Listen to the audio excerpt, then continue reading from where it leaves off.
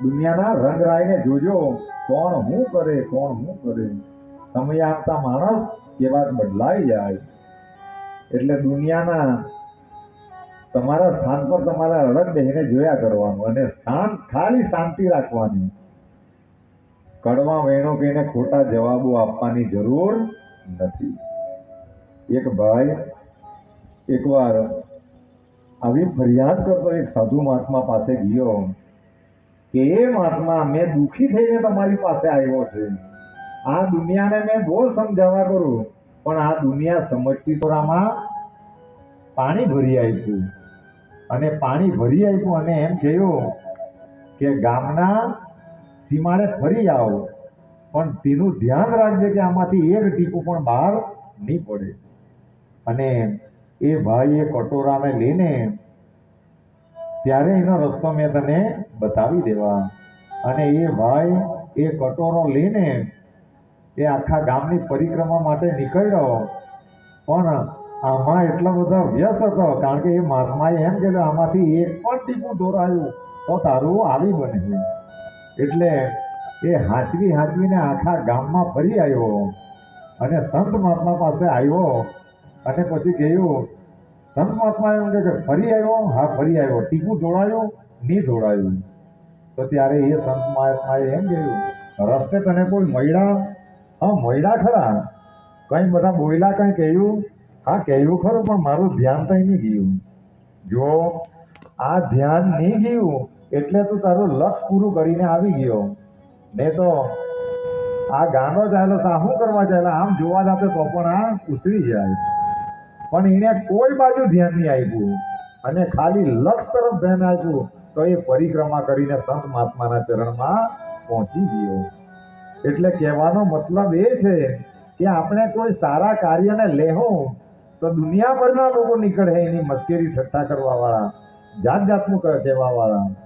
પણ આપણે આપણા લક્ષ્ય પર ખાલી ધ્યાન આવું તો એ લક્ષ્યને આપણે પામી શકશું. ને તો લોકોની વાતો પર જો ધ્યાન આપવા જાય તો એ વસ્તુ પછી એ વસ્તુ ત્યાં જમીન દોષ થઈ જતી હોય. એટલે સાંઈ બાબાની એક શિખામણો કે કોઈ ગમે તેવું કહે તો ત્યાં કાં આપણને કાણા પડવા જોઈએ, એમના બોધમાં લખેલું છે. સાંઈ બાબાનો બોધ અને તત્વજ્ઞાનની અંદર એ સચોટ લખવામાં આવેલું છે કે કોઈ તમારી ચાહે લાખો નિંદા કરે, ચાહે બુરાઈ કરે, તેનાથી આપણા શરીરને કાણા પડવાના નથી. આપણે શું કરતા છે એની જાણ દુનિયાને હોય કે નહીં હોય, પણ સદગુરુની નજરમાંથી કોઈ પણ બચી શકતા નથી. એટલે આપણે શું કરવાનું એ આપણે કરવાનું અને એ પોતપોતાનો વિષય છે. એટલે હંમેશા ને હંમેશા લોકો શું કહે તેના પર ધ્યાન આપવાની જરૂર, તો જ આ લક્ષ્યને, આ માનવ જીવનના લક્ષ્યને આપણે પહોંચી શકીએ. નહીં તો જેવી માણસો સોબતો રાખે તેવા માણસો થઈ જતા હોય. જે માણસ જેની સાથે સંકળાયેલો રહે તેવો થઈ જાય, સ્વતઃ થઈ જાય. અને જીનેમાં જે હોય તે બધાને આપે. જો આ દુનિયાની અંદર કોઈ નેગેટિવ માણસ, કોઈ પોઝિટિવ માણસ, કોઈ હસતો રહેતો હોય અને કોઈને કાયમ માટે રડવાની પણ ટેવ હોય, કોઈ કાયમ ગાળો પણ બોલ્યા કરતો હોય, તેની સાથે આપણે 2-5 દાડા રહીએ એટલે આપણે પણ ચાલુ કરી નાખીએ. અને કોઈ મૃદુભાષી હોય તેની સાથે થોડાક દાડા વધારે લાગે, કારણ કે હારી વસ્તુને શીખતા વાર લાગે, નબળી વસ્તુ તરત ને તરત અસ્તિત્વમાં આવી જાય. એટલે હંમેશા ને હંમેશા સંગતો આપણી કોણની સાથે છે એના પર બહુ મોટો આધાર રાખીએ. એટલે સંગત હંમેશા સારા માણસો સાથે જ રાખવાની. અને પછી તો શિરડીની અંદર સાંઈ બાબા સાથે અનેકો ભક્તો, કાકા સાહેબ દીક્ષિત અને બાપુ સાહેબ બુટી, એ નાગપુરના પ્રસિદ્ધ શ્રીમંત, એ એટલા બધા ખાનદાન હતા કે જ્યારે ડબુ પૈસાનું ચલણ ચાલતું ત્યારે એ બાપુ સાહેબ બુટીએ શિરડીની અંદર ₹1,00,000 મંદિર બનાવેલું. જેમણે ચરિત્ર વાંચેલું કે માણસોએ વિનય અને વિવેક કેવો રાખવો, કે બાપુ સાહેબ બુટી, કાકા સાહેબ દીક્ષિત, નાના સાહેબ ચાંદોરકર આટલા મોટા સમર્થ હતા કે જ્યારે ડભુ પૈસાનું ચલણ લાગે ને લાખ રૂપિયા ખર્ચી કરવા વાળા, એટલે આજના તો કેટલા કરોડ એનો કોઈ ભરોસો નહીં મળે. પણ એ પુરુષો એટલા બધા સજ્જન હતા કે બાબાની પાસે બેસે એટલે આંખ નીચી, હંમેશા આંખ નીચી, બાબા સામે આમ પણ નહીં.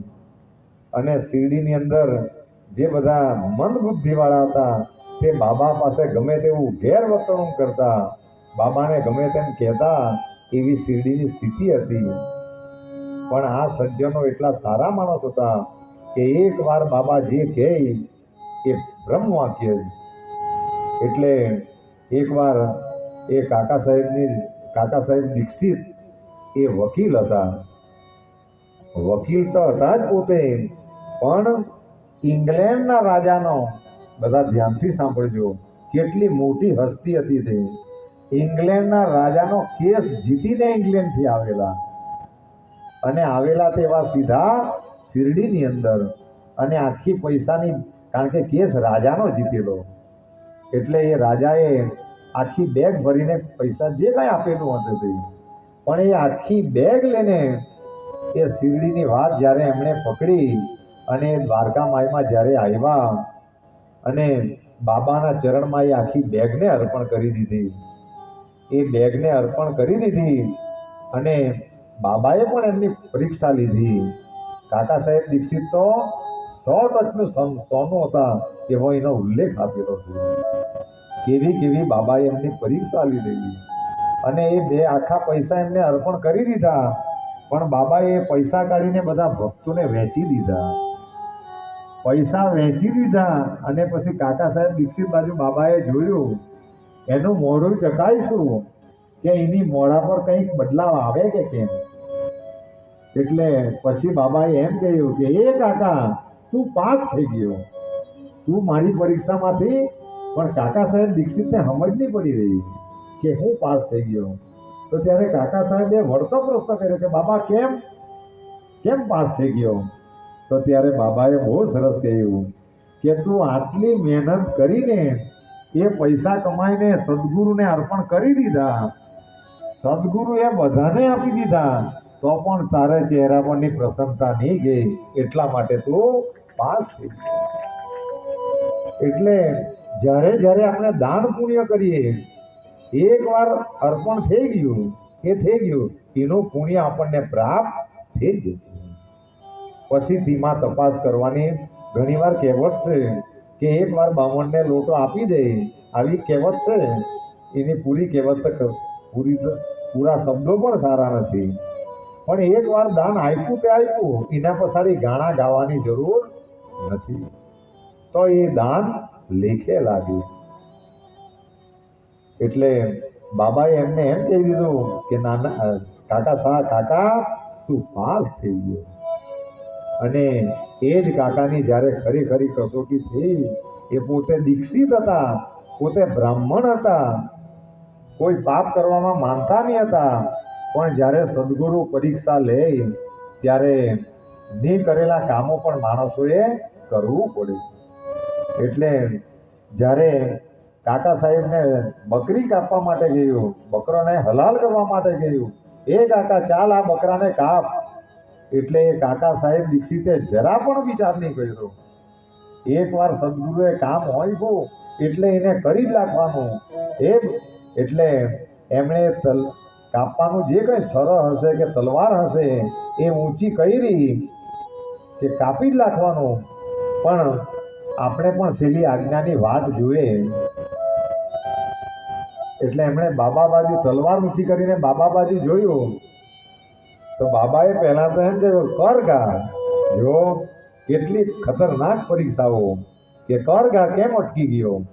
પણ જ્યારે એને ઘા કરવાની તૈયારી કરી એટલે બાબા કે થોભ, બ્રાહ્મણ થઈને બકરો કાપે, યાર તને શરમ નહીં આવે. તો ત્યારે કાકા સાહેબ દીક્ષિતે બહુ સરસ વાત કરી કે એ બાબા, આ દુનિયાની અંદર પાપ શું છે, પુણ્ય શું છે, આ શાસ્ત્રો શું છે એ અમે નથી ઓળખતા. એક વાર તું કહે કે કાપ એટલે એને કાપી જ લાગવાનું, એના માટે અમને નરક પણ કેમ નહીં મળે? આને સદગુરુની નિષ્ઠા કહેવાય, આને સાચો શિષ્ય કહેવાય. કારણ કે શિષ્યના 3 વર્ગીકરણ આપેલા છે સાંઈ ચરિત્રની અંદર, કે એક વાર ખાલી જે સાચો શિષ્ય હોય એ તો સદગુરુના ઈશારા પર ચાલે. સદગુરુ ખાલી ઈશારો કરે એ હંમેશા જાગૃત હોય. આજે જ એક પિક્ચરની વાત અમે કરી, બપોરે બેસેલા હતા, એ કહ્યું ધમાલ પિક્ચર કે એવું કંઈક છે અસરાનીનું.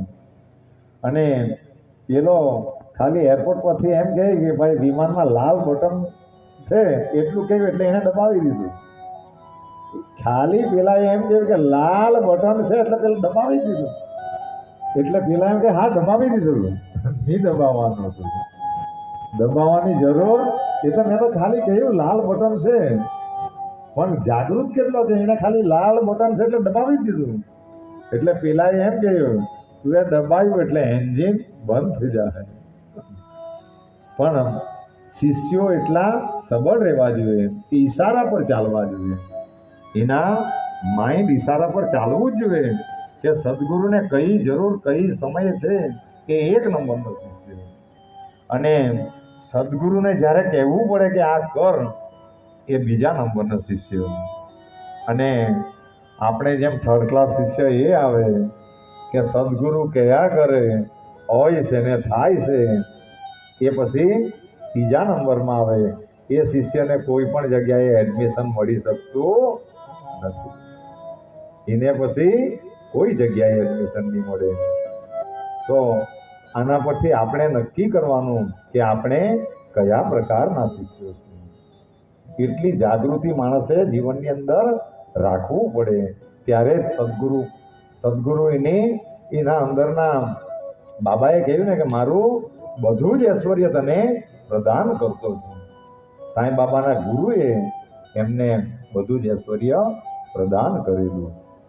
અને એ ત્યારે એમની સાથે રહેવાવાળા કેટલા ભાગ્યશાળી હશે કે એ દ્વારકા માઈની અંદર બધા મસ્તી કરતા, વિવિધ વાતોના ગપાટા મારતા, આખી રાત નહીં હોતા, કેટલો આનંદ હશે. અને આજે પણ એ બધા અમર થઈ ગયા. શું કામ? કારણ કે આજે પણ એ ચરિત્રોની અંદર એમના નામો લેવાય, અમર થઈ ગયા બધા. એટલે આપણે પણ જીવનની અંદર કંઈક ને કંઈક આવા સારા કામો કરવું, તો ભલે આ શરીર કોઈનું પણ રહેવાનું નથી, પણ કાર્યો રહે, કર્મો રહે. આજે પણ એ બગદાણાનો બજરંગદાસ, વીરપુરનો જલો અને કેવા સંતો છે કે જેમના નામો જ્યાં સુધી સૃષ્ટિ રહે ત્યાં સુધી એમના નામો ગવાતા રહે. તો આવા બધા જ કાર્યો આપણાથી નહીં થાય, પણ જલા બાપા જેટલું 1% જેટલું પણ આપણે કાર્યો કરવું તો પણ મારું ને તમારું કલ્યાણ નિશ્ચિત. અને એ શિરડીની અંદર એક નાનાવલ્લી નામનો વ્યક્તિ, એ બાબાની એમ તો નાનાવલ્લી એ સિરિયલની અંદર તો ગાંડો દેખાડે, પણ આના ચરિત્રમાં એવું લખેલું કે એ બહુ ખતરનાક માણસ હતો. બાબાની એક હિલચાલ પર એ નજર રાખતો, એ શું કરે, ક્યારે કયા સમયે શું કરે, બધી જ વસ્તુઓ પર. પણ બાબાની કરણીથી એ એટલો પ્રસન્ન હતો કે બાબાને એને સાથે અગાધ પ્રેમ થઈ ગયેલો. અને એક સમયની વાત કે બાબા એમના પથ્થર પર એમની રીતે બેસણીમાં એ બેસેલા હતા, આજુબાજુમાં બધા ભક્તો બેસેલા હતા, અને નાનાવલ્લીએ એમ કહ્યું કે એ બાબા ઉઠ, આના પર મેં બેસવાનું. જો આટલું બધું વિશાળ સમુદાય, આટલા બધા ભક્તો, અને ત્યાં આવીને નાનાવલ્લી એમ કહે કે ઉઠ, અહીંયા મેં બેસવાનું. અને બાબા તરત ઉઠી ગયા અને એને બેસવા દીધો. જો કેટલી નમ્રતા, કેવો વિવેક, કંઈ પણ બાબાએ જવાબ નહીં આપ્યો. અને એ નાનાવલ્લી બેસો, પણ બીજા બધા ભક્તો સમસમી ગયા કે આની તો અમે દશા બગાડી નાખી. પણ બાબા કંઈ પણ ચૂપચાપ રહ્યા અને થોડો સમયમાં એ નાનાવલ્લી બેઠો અને પછી પાછો ઉઠી ગયો. બાબાને એમ કહ્યું કે બાબા તું જ બેસ. એટલે આ બીજા તો સહન કરી ગયા, પણ સામાની અંદર બહુ ગુસ્સો હતો. એટલે સામાએ એમ કહ્યું કે એ સામા, બાબા તું કેમ કરીને સહન કરી ગયા? આને તો અમે, આપણે કહીએ ને કોઈ વાર મારામારી કરી હતા, આને તો મારીને તોડી નાખવાના હતા. તેમ સામાએ જ્યારે કહ્યું ત્યારે બાબાએ સામાને બહુ સરસ જવાબ આપ્યો કે એ સામા, ઉતાવળા થવાની જરૂર નથી. પરીક્ષા તમારી જ થાય, પરીક્ષા મારી પણ થાય. બાબાના કેટલા શબ્દો છે કે આણે મારા માટે ગમે તેમ કહ્યું, પણ મારા હૃદયમાંથી એના માટે ખરાબ શબ્દો અને ખરાબ ભાવના નહીં નીકળી શકી.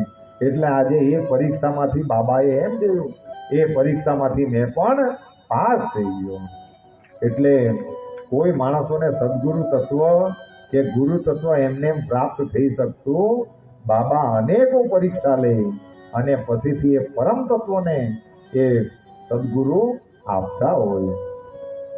ને તો શિરડી માતે વચ્ચે શંકરાચાર્ય એવી વાત કહી દીધી, જાત જાતની વાત કહી, એટલે લોકો ગાંડા, એટલે બધા પૂતળા બાળવા લાગ્યા શંકરાચાર્યના અને બધું હળગાવવા લાગ્યા. જો ખરેખર સાંઈ ભક્ત હોય તેને આવું કરવાની જરૂર, જો પૂતળા બાળીને શું ફાયદો? શંકરાચાર્યના બધા પૂતળા બાળીને સળગાવવા લાગ્યા, એવું કરવાની જરૂર જ નથી. શું કામ બાળવાના? ખોટી મહેનત શું કામ કરવાની? કારણ કે બાબાના વચન પર વિશ્વાસ હોવો જોઈએ. અરે શ્રદ્ધા રાખો અને સબૂરી રાખો. આવા બધા કાર્યોથી કોઈ વસ્તુનો અંત આવી શકતો નથી. પણ કાચા મગજના, એટલે જ્યાંને ત્યાં બધા સળગાવા લાગ્યા તો એને સાંઈ ભક્તો કહી શકાતા નથી. આમાં તો ઠાંસી ઠાંસીને સહનશીલતા રાખવું પડે. જો કોઈ આપણે માટે ગમે તે કહે ને ચહેરાના ભાવ બદલાઈ જાય તો એને ભગત નહીં કહેવાય, એને કાચો ગળો કહેવાય. અરે કયા કરે કહેવા વાળા, તે પણ આપણા જ છે ને. આજે અજ્ઞાનતા છે, એક ને એક દિવસે સાચું જ્ઞાન આવે તે દિવસે બધાને સમજ આવે. એટલે એ માર્ગ સાંઈ બાબાએ આપણને શીખવી દીધેલો છે. એટલે સાંઈ બાબાએ અહીંયા સુધી કહેલું કે દુનિયા પણ ઊંધી જતી થઈ જાય, કદાચ દુનિયા પણ ઊંધી જતી થઈ જાય તો પણ તમારા સ્થાન પર તમારે શાંતિ રાખવાની, તમારા આસનને સ્થિર રાખવાનું. એ તમારી પરીક્ષાઓ. ને તો આસન હાલી જાય એટલે એ પછી ધ્વસ્ત થઈ જાય. એટલે જીવનની અંદર જ્યારે જ્યારે પણ કંઈક આવા પ્રસંગો આવે તો આપણે આપણું કામ કર્યા કરવાનું. અને પછી સમયાંતરે હરિના પાઠ કરતા કરતા પછી એક જ વસ્તુ માણસને દેખાય કે દેને કો ટુકડા ભલા અને લેને કો પછીથી નાળ મારી દેવાની. કારણ કે દુનિયાની વાત જો સાંભળવા જાઉં તો આપણે લક્ષ સુધી પહોંચી નહીં શકીએ. દેડકાની એકવાર બધાને વાત કહેલી કે બેરો દેડકો તો તે જ લક્ષ્યને પામી શકેલો, બાકી જે બધાનો સાંભળતે તો વચ્ચેથી તૂટી પડેલા. એક ગામની અંદર હરીફાઈ રાખવામાં આવેલી દેડકાઓની. એક મોટો સ્તંભ બનાવવામાં આવેલો કે જે પહેલો ચડી જાય તેને ઇનામ આપવાનું. અને એ હરીફાઈમાં બધા દેડકા ચડવા તો લાગ્યા, પણ બધા વચ્ચેથી કોઈ નીચેથી ફીટી પડ્યા, કોઈ વચ્ચેથી ફીટી પડ્યા, કોઈ કોણે સુધી પહોંચ્યા ને ફીટી પડ્યા. અને લોકો નીચેથી મજા લે, પણ એમાં એક દેડકો પ્રયાસ કરતા કરતા કરતા ચડી ગયો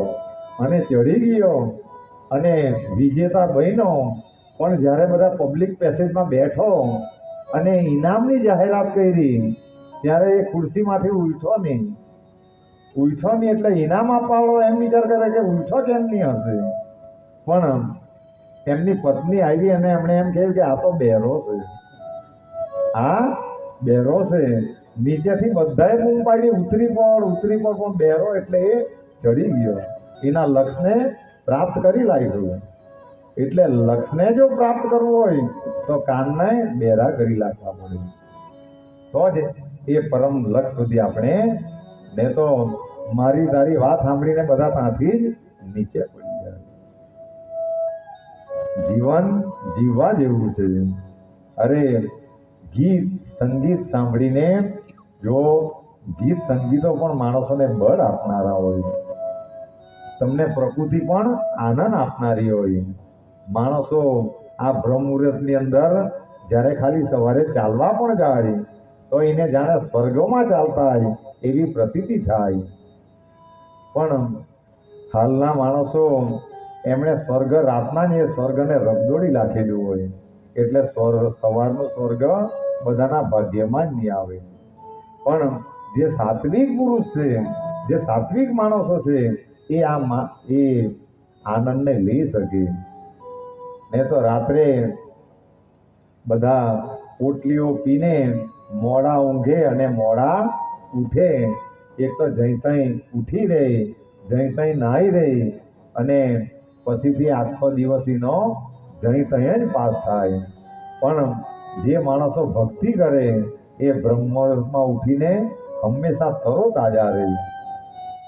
મળસ્કે ઉઠવાનો ફાયદો એ છે કે મળસ્કે ઉઠવાથી માણસોનું તન અને મન બંને સારા રહે.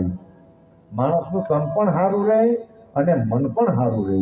એટલે આપણા બાળકોને હંમેશા સવારે વહેલા જ ઉઠાડવાના પ્રયાસો આપણે બધાએ કરવા જોઈએ, તો જ એમનું જીવન સારું રહે. પણ ઘણીવાર સમાજની અંદર એવું થાય કે માય બાપો જ નહીં ઉઠી રહે અને પછી સંતાનો પર આશા રાખે, તો તે પણ પોસિબલ બની શકતું નથી. અને સાંઈ કથામાં બીજી તો બધી લીલાવતી કે કલાવતીની એ કથાઓ આવે, એવી કથાઓ તો ઘણી છે. પણ જે આના એ દાખલાઓમાંથી જે તત્વો નીકળે, મૂળ વાતો નીકળે, એ માણસે આચરણમાં મૂકી દેવાની, તો આપણું જીવન સફળ રહે.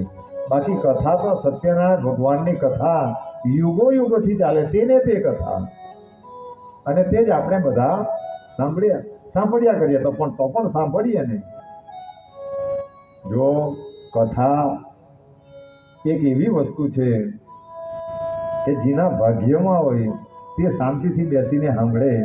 બાકી જેના મન વિચલિત હોય તે કથામાં શાંતિથી બેસી શકતા, માયાને મૂકીને આવે બહાર, ને તો માયાને લઈને આવે તો પોતાનું આસન સ્થિર નહીં રહે. એટલે આપણે બધા આ અધિકારી માણસો છે. કથામાં સદગુરુની કૃપા હોય તે જ આવી શકે અને શાંતિથી બેસી શકે. મેદની કેટલી મોટી છે, જો ખાવાનું કેટલું ઘણું છે તેનું મહત્વ નહીં મળે, પણ એની અંદર કેવો સ્વાદ છે તેનું મહત્વ છે. તેમ ખરા અધિકારીઓ કોણ છે? આ કથા સાંભળવાના ને બચાવવાના. બાકી હમણાં પાર્ટીઓ મૂકે, હમણાં ખાલી એક ફરીદા મીર લાવવાની એમ કે ગીતા રબારી આવવાની એમ કે એટલે યુવાને આવો તૈયાર. પણ એ ખાલી સીમિત પૂરતા, એ જેટલી વાર નાચે તેટલી વાર નાચે, પછી પાછા છે તાના. એ તમારી દરિદ્રતાને દૂર નહીં કરી શકે. પણ જે માણસો સાચી શ્રદ્ધાથી સદગુરુની કે શાસ્ત્રોની કથા સાંભળે, આચરણમાં મૂકે, તો પેલા તો ખાલી તાકાત હોય તેટલી વાર નાચે, પણ આ કથા જીને પચે એ તો જન્મો જન્મ સુધી નાચતા રહે. પણ આ અંદરની વસ્તુ છે, જો સમજાઈ જાય તો. અને એકવાર અંદરની દરિદ્રતા દૂર થઈ જાય પછીથી આ દુનિયાની અંદર માણસોને ભય ચિંતા રહેતી, પછી એ સ્વતઃ આનંદમાં રહે. ચાહે ગમે એવા દુઃખો આવે, ગમે એવા સુખો આવે, પણ જ્યારે અંદરનો આનંદ વ્યાપ્ત થઈ જાય ત્યારે એ પરમાનંદની સ્થિતિને પ્રાપ્ત કરે.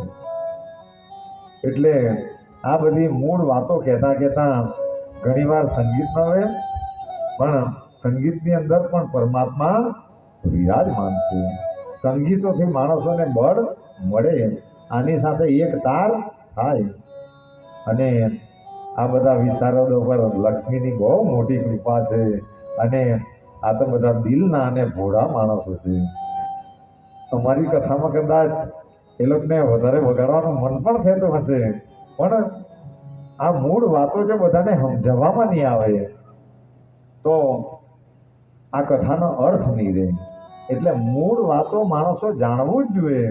અને ઘણીવાર પંચલાઈ માટે એટલા માટે કહેવું પડે કે ગમે એવા વિઘ્નો આવ્યા, ગમે તે પરિસ્થિતિઓ સર્જાઈ, પણ સદગુરુને પૂછવા વગર કોઈ પણ કદમો નહીં ઉઠાવ્યા, ચાહે દુનિયા જે ગઈ હતી.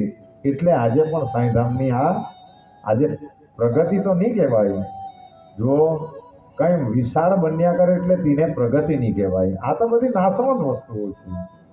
પણ જે શાશ્વત છે, બહુ મોટી બિલ્ડિંગો બની જાય, પ્રગતિ એ નથી. તમારી ભક્તિ વધે, તમારું અધ્યાત્મ વધે, તમારું પુણ્ય વધે, એને પ્રગતિ કહેવાય. ને તો આ તો ખાલી માયા, એ ગમે ત્યારે એનો નાશ થાય. પણ દુનિયા માયામાં ફસેલી છે.